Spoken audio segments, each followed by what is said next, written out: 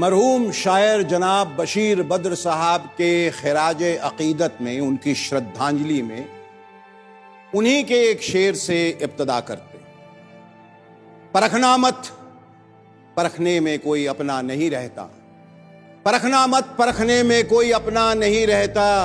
किसी भी आईने में देर तक चेहरा नहीं रहता। आईने से न जाने क्यों एक कहानी याद आई। एक राजा था, उसके दरबार में बड़े बड़े लोग आते थे।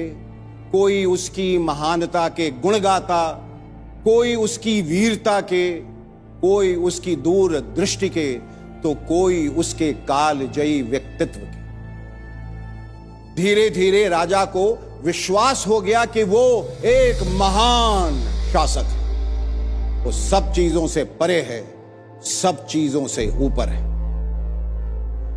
एक दिन दरबार में कोई एक जादुई आईना ले आया। उत्सुकता से जब उस राजा ने उस आईने में अपने आप को देखा तो दंग रह गया।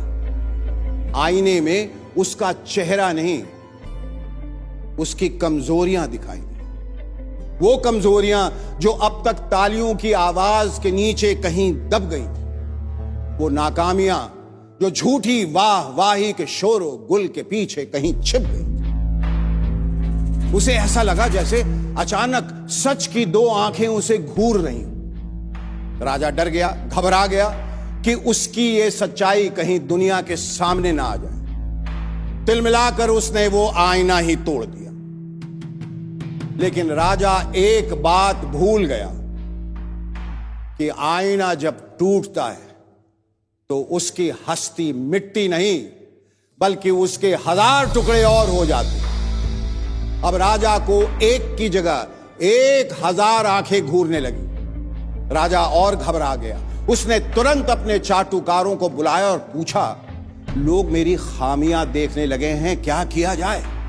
चाटुकारों ने कहा, आप परेशान क्यों हो रहे हैं महाराज? इसका इलाज बहुत आसान है। मुनादी करवा दीजिए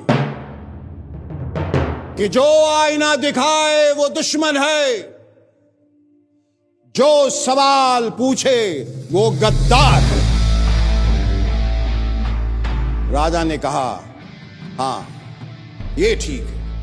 लेकिन वो भूल गया कि आईना तोड़ देने से सच नहीं बदलता, न तस्वीर बदलती है और ना ही तकदीर।